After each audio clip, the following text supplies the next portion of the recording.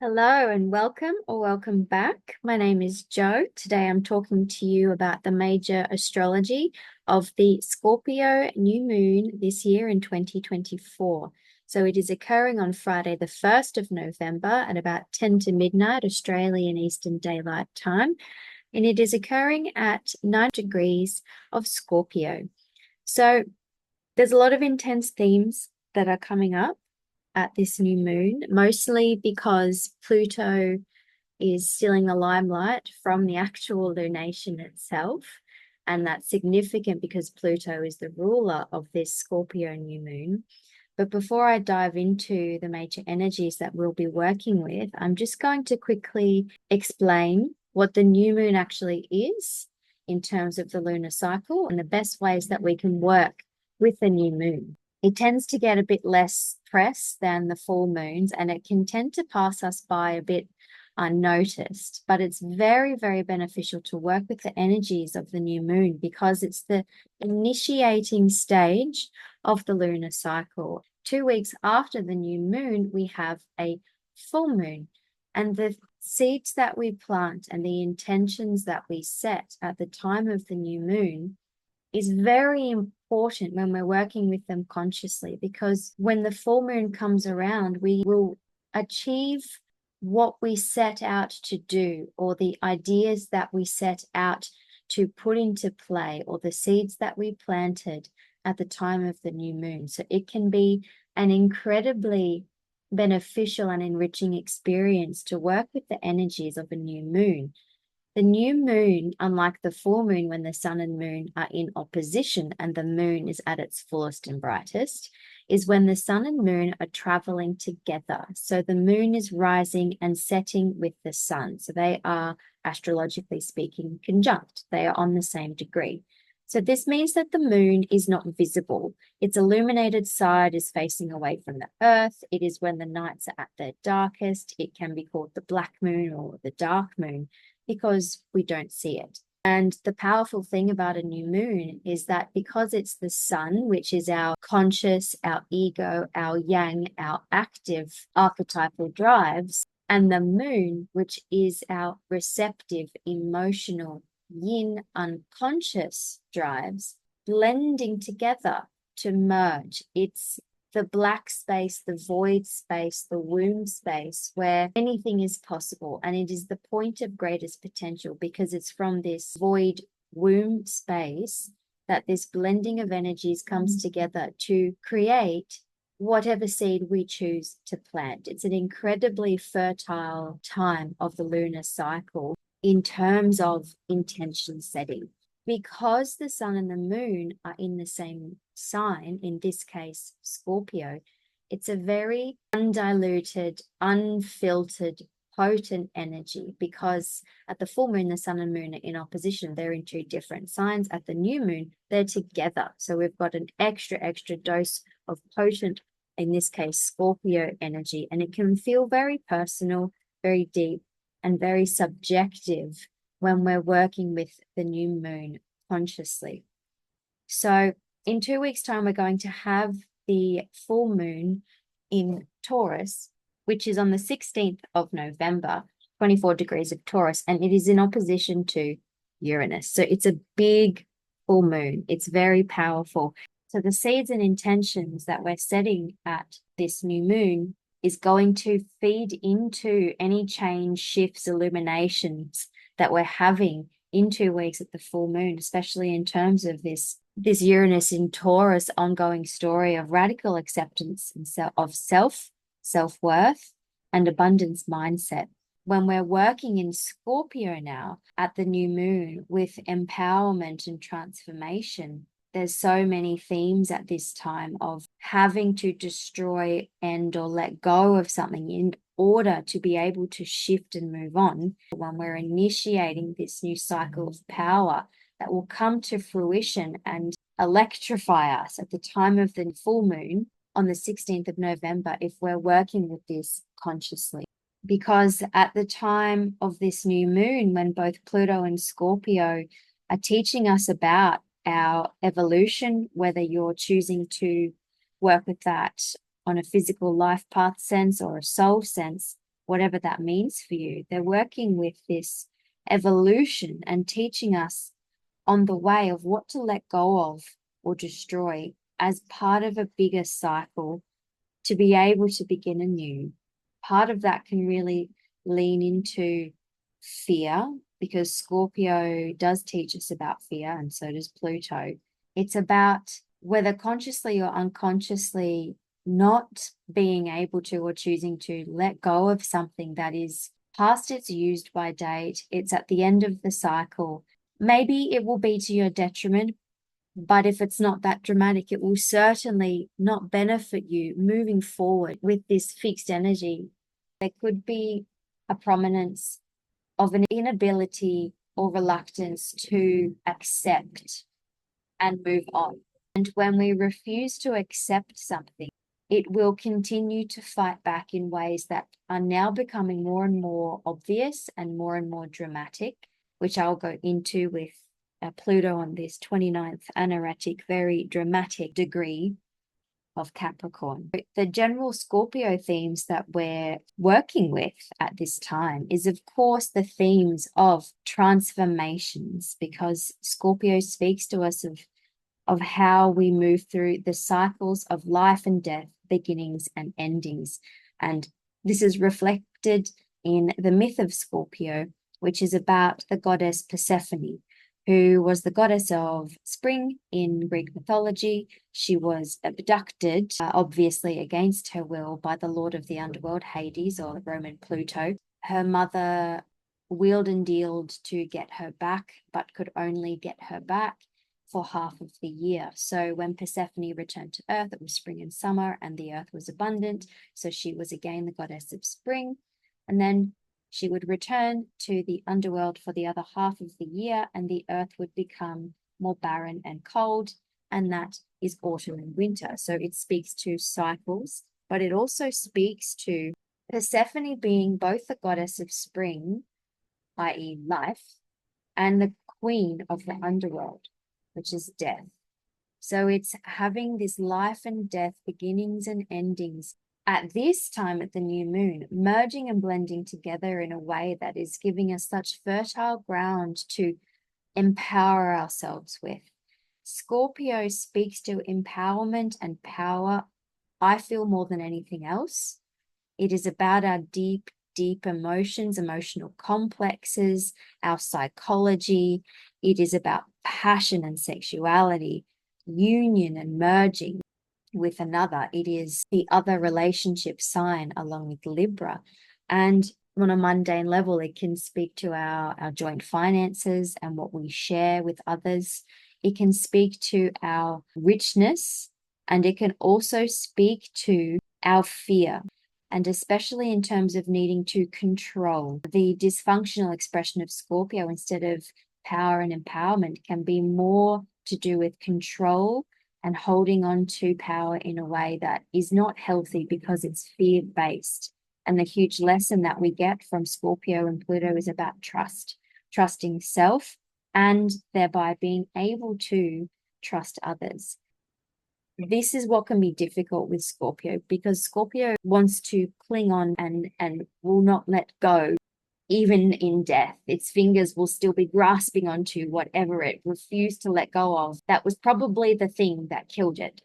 This all sounds very dramatic, but that's what Scorpio is. It's deep, it's dark, it's potent, it's passionate. That's the ultimate empowerment journey of Pluto. It's about our evolution. When it's time to move on from something, the most powerful thing that we can do is to accept it and utilize the shift in a way that enriches us.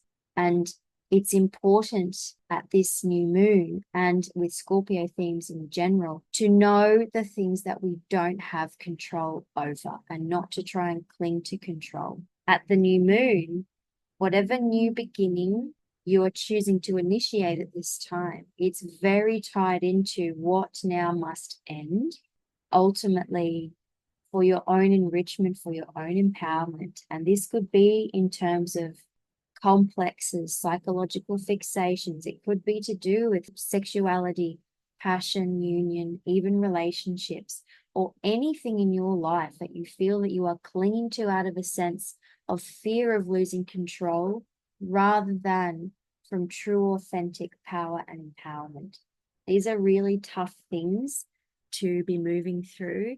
And Pluto, as the ruler of this lunation, is a tough guy. He is the furthest planet in our solar system and therefore, astrologically speaking, the most powerful.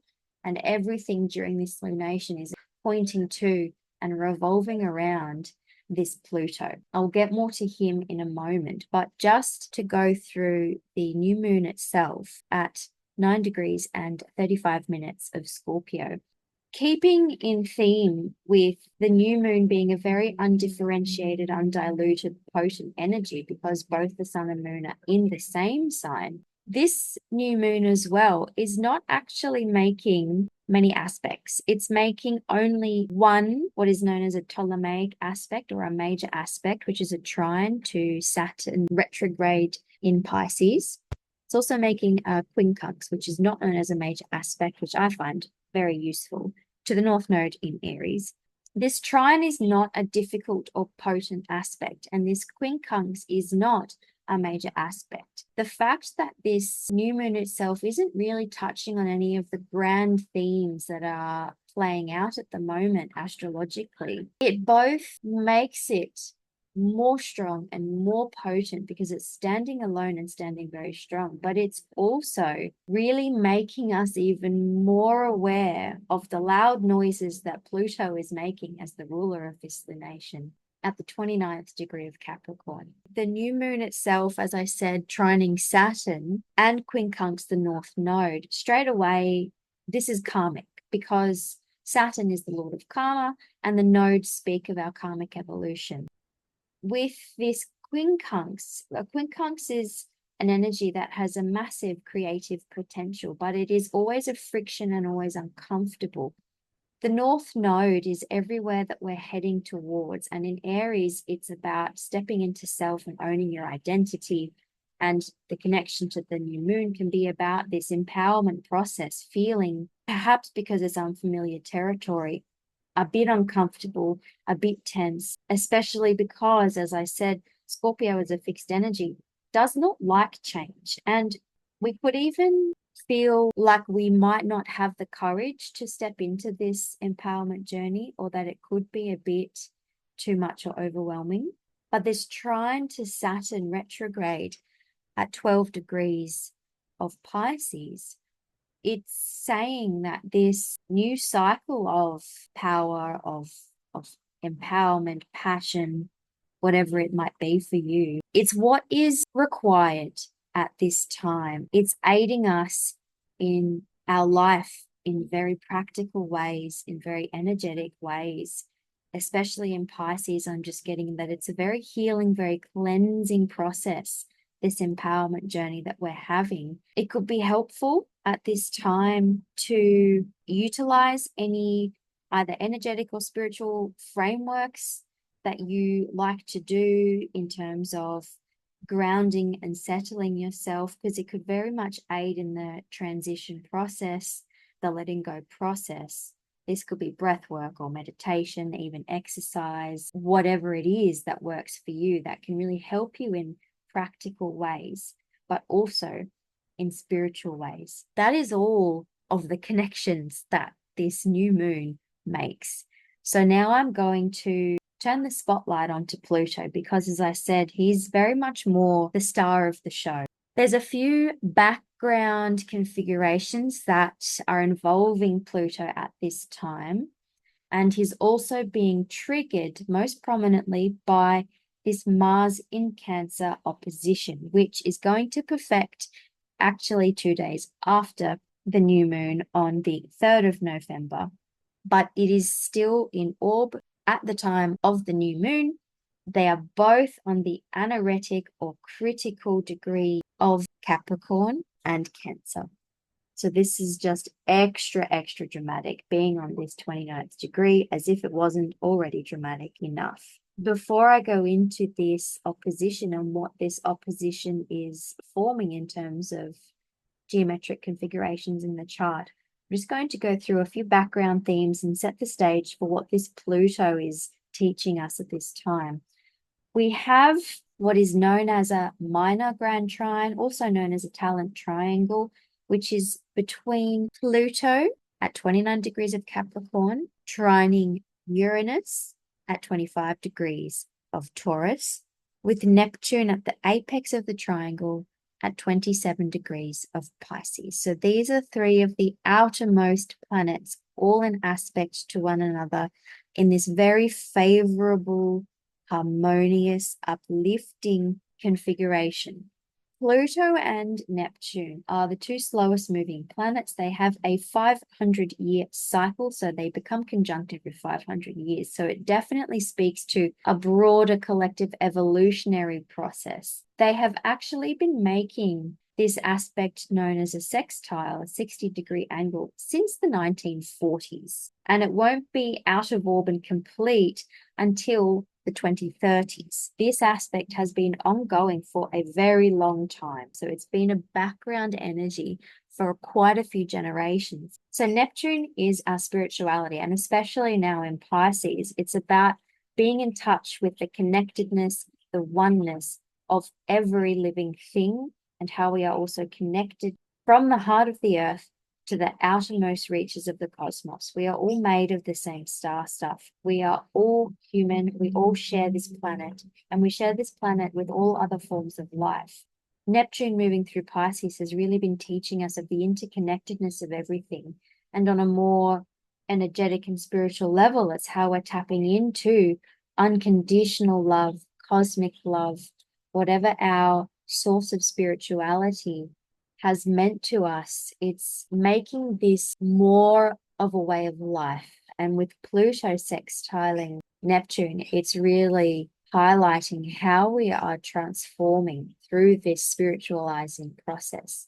And I don't mean spiritualizing as in being all woo-woo and hippie and new age and witchy. Spirituality is different for every single person. For you, it could just mean taking a walk on the beach or playing with your plants. Spirituality is different for every person, but ultimately it's how we feel connected to the bigger picture, connected to the whole, and understand how we are connected to love, cosmic love, and higher unity. And we're being so transformed through that process with Pluto connecting with Neptune.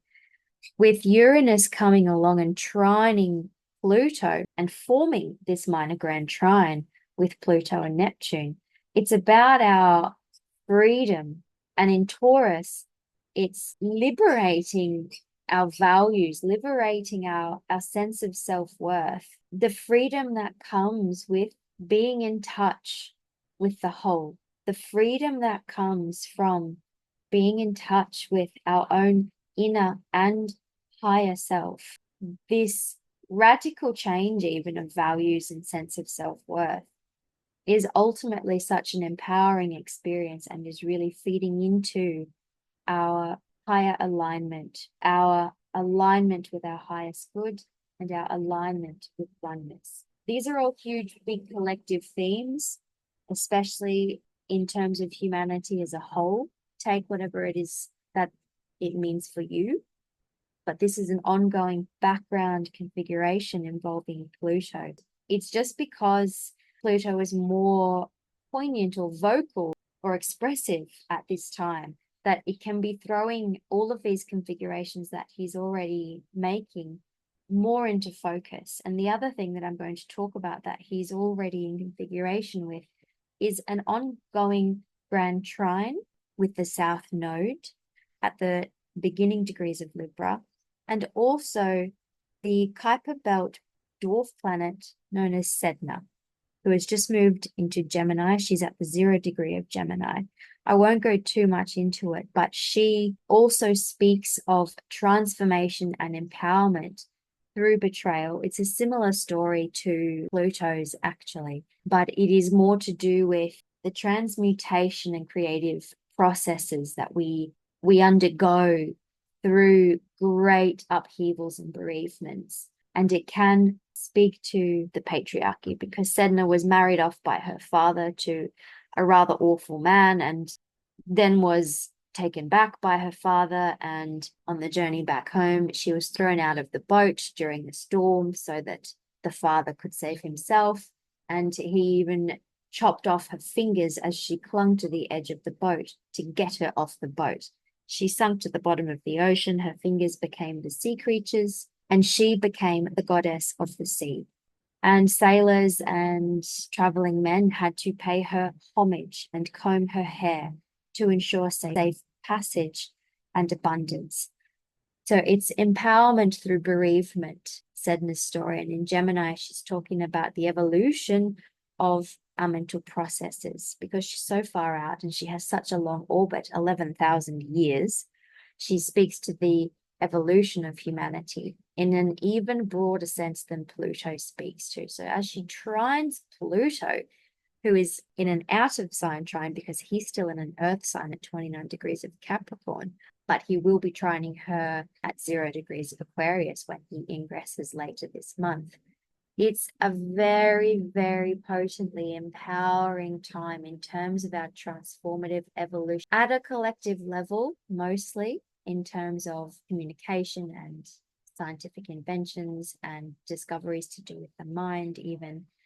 And as these two both trine the South Node in Libra, Pluto will be trining the South Node. It will become exact at the end of December, but it is still technically in orb here. And I'm bringing it up because it is just this background theme that we have during this new moon. The South Node is about what we need to release. This is all about release, letting go of, ending, destroying what is no longer in alignment, what is no longer in balance. And Libra is about how we relate and our relationships. And it's ultimately for our freedom and empowerment. And it will enrich this evolution of connection and this evolution of mind. So this grand configuration in the background is the setting of our soul's evolution at this time, along with the minor grand trine that Pluto is part of with Neptune and Uranus. This is all such bigger picture, broader energies. And it can feel overwhelming, but on some level, this is what we're all going through at this time. And it's not just about politics and the collective. The collective is made up of individuals. We do still feel this in our everyday lives. And if you're feeling overwhelmed or tired and you don't know why, it can be just because the energies are shifting right now in a way that they've never done before collectively. And our soul's evolution, which is also what Pluto is about, whatever soul means to you, is tied in with this collective evolution at this time. Because he's being triggered, especially by Mars, with that Mars opposition, because Mars is the trigger, always the trigger point, Mars activates. Because he's being so triggered at this time, at this new moon, it's just really waving that flag of new cycles beginning because of what we can now let go of, because of what we must shift past, what we have to accept, especially in terms of what we can't control and what is no longer in alignment with who we are. This Mars opposition, this is fiery, this is triggering, this is tumultuous, this is our raw emotions with Mars in Cancer versus the greater power structures, whether it's the powers that be, government, etc., or power structures that we have in our life, whether that's internally, mentally, and emotionally, or in our day-to-day, in our family, in our work. This is the first of 3 oppositions, and it's very significant that it's occurring on this new moon because, as I said, Pluto is the ruler of Scorpio, and Mars is the traditional ruler, which just means that before Pluto was discovered, Mars was known as the ruler of Scorpio.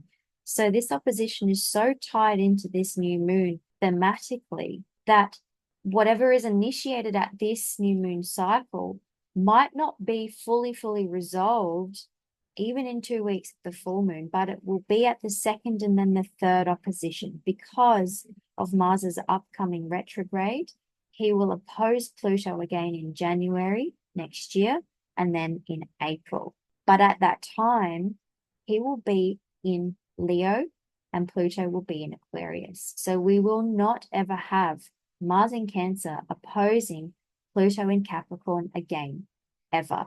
This is our last and final chance, and it's even more potent because it's at the last and final degree of these signs, the 29th degree, it's a power cycle, but it's very tied into our raw, instinctive emotions and how we are integrating our will, our emotional will, with empowerment and also with the powers that be and what we cannot control. This can be an in opposition. This can be a versus. This is the new power cycle, but it can also be a new power struggle if we're not working with this consciously. It's the home versus the state. It's the infant versus the adult. What is the most beneficial thing we can do at this time is to step beyond that, step beyond the polarity, because polarities are polarities because they're on the same axis. They're two sides of the same coin. And it's not about one side versus the other side. It's about the integration of both. And Pluto is really teaching this Mars part of ourself, which is these instinctive emotions, these unconscious historical emotions that could be bringing up old familial patterns, emotional complexes, whatever it is. Pluto is teaching us to end what doesn't serve and end what disempowers and end what we are trying to cling on to control for, because Pluto is the one who has the final say. And because this opposition is cutting through, it's slicing through the middle of a grand water trine to create what is known as a kite configuration.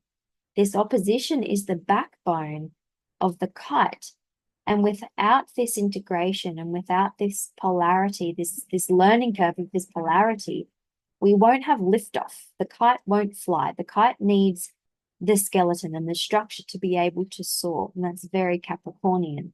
So this grand water trine that I'm talking about is this Mercury at 28 degrees of Scorpio, trining Neptune at 27 degrees of Pisces, trining the Mars at 29 degrees of Cancer. So this is the mental processes with Mercury at 28 degrees of Scorpio, the mental processes and fixations, the intense, deep diving thoughts that we have, blending in it and interplaying with this raw emotional drive with Mars in Cancer, in connection with this Neptune in a very soothing, healing way, because Neptune offers us the surrender and the dissolving, because we're seeing the bigger picture of how these mental processes play with this emotional will, having this perspective and having this ability to lean into surrender, lean into letting go, lean into peace. It's allowing the blending of the emotional will and the intense mental drive, and how these two can feed each other in very positive ways. That's what we can lean into at this time to really help with any friction and tension that we're feeling with this tidal wave of a Mars in Cancer energy. So back to this kite configuration that we have, Pluto is at the apex and Mars is at the tail. And the body of it is this grand water trine. Ultimately, if you think about it, every configuration that I've spoken about with Pluto is in harmonious aspect. It's the trines, it's the minor grand trine. The one most potent, quote unquote, hard aspect is this opposition to Mars. And what that means is that everything that's occurring is for our highest good. It's for our evolution and transformation and empowerment. Everything is happening for us. And the friction that we're having with this, with our emotions being so triggered by any power structures in our life that are no longer in alignment, we need to work with this now, because we're going to be dragged along by it if we don't. And by working with it, we will so benefit our higher good, our enrichment and empowerment. And this new beginning that we intend of passion, of richness, of power is all tied into a grander evolutionary cycle for humanity, but also for us as individuals. This is such a rich time, a prime time to be working with these empowerment energies. But these empowerment energies are just so linked to being able to end a cycle that it's just not even funny. Everything is pointing to the ending of a cycle. To be able to initiate this new cycle, something must be burnt away, like the phoenix. The phoenix is one of the major symbols of Scorpio. It is a symbol of the eternal circle, the eternal circle of life and death and immortality. The phoenix is a magical bird who bursts into flames at the end of its life and is then reborn from its own ashes, from the ashes of its own death, to begin the life cycle anew. Pluto certainly speaks to how we must end things to be able to begin something new. And with the South Node here in this Grand Trine configuration, with Neptune tied into this other Grand Trine and the Minor Grand Trine, it's all about dissolving and letting go. And Pluto is telling us, he says it's never too late to step into your authority. It's never too late to discover your power. And he's been working on this 29th degree of Capricorn for nearly 2 years-ish now. And we've been through a lot of hard work with him because, Capricorn is about discipline and hard work. But it's all been for our highest good. It can feel like you've just been through the circle of hell. And that sounds dramatic, but again, Pluto and Scorpio, they're very dramatic and intense. It's not about being toxically positive and saying, oh, it's all a process, it's all a journey, blah, blah, blah. It's about saying that, yeah, it can be hard. It can be the hardest thing that you ever go through. And you become empowered at the end as well. But you must acknowledge the end, because things can fester, things can rot, things can become toxic and dysfunctional. And by tapping into our life force, this potent womb space, void space that we're at this new moon, by tapping into this drive to live, drive to thrive, this drive to be our most potent, authentic, powerful self, automatically already you're ending old cycles and ending old complexes and patterns. This is the last breath before Pluto steps into Aquarius at the end of November. And it's such a gift that he's giving us. No matter how difficult, no matter what trials you've been through, it's a gift wrapped up in vipers. But these vipers, I really think their venom is medicinal. And medicine can be bitter, but it heals us. And that's what Pluto speaks to when he teaches us about this soul evolution, is that these cycles go in spirals.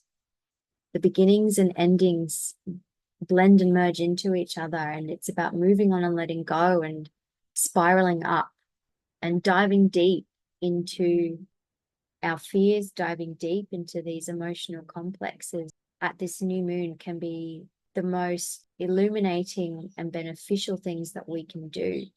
Because as the moon grows, so this illumination will grow and we will learn from it. I pulled a card for this new moon from the Dark Goddess Tarot by Ellen Lorenzi Prince. I pulled the Nine of Earth, the traditional Nine of Pentacles, the goddess that Ms.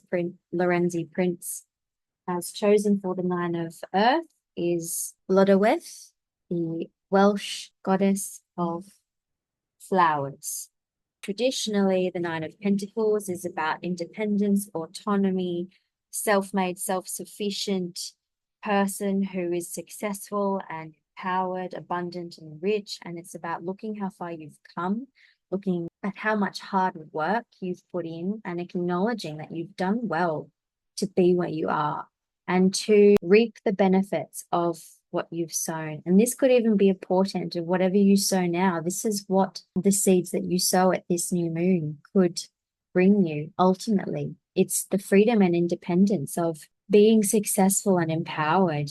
It's interesting that this is a 9 because the 9s in tarot are almost the end of the journey because there's 10 cards in a suit before the court suit. So it's almost like the anaretic card of the suit, just like Pluto is at the anaretic degree of Capricorn. So it's very potent, saturated pentacles or earth energy.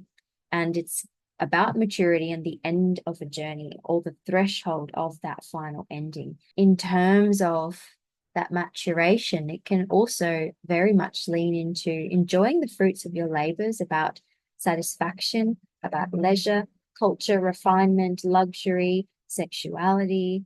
It's very traditionally a very earthy and sensual card, which ties in very well at this time in the Southern Hemisphere because it's Beltane at this time of year, the fire festival, the spring festival. And interestingly, Blodeuwedd was the goddess of May, the goddess of spring in Welsh mythology. So it's a time of celebration as well when we pull the Nine of Pentacles. It asks us, how do we curate or create or cultivate our own richness and abundance?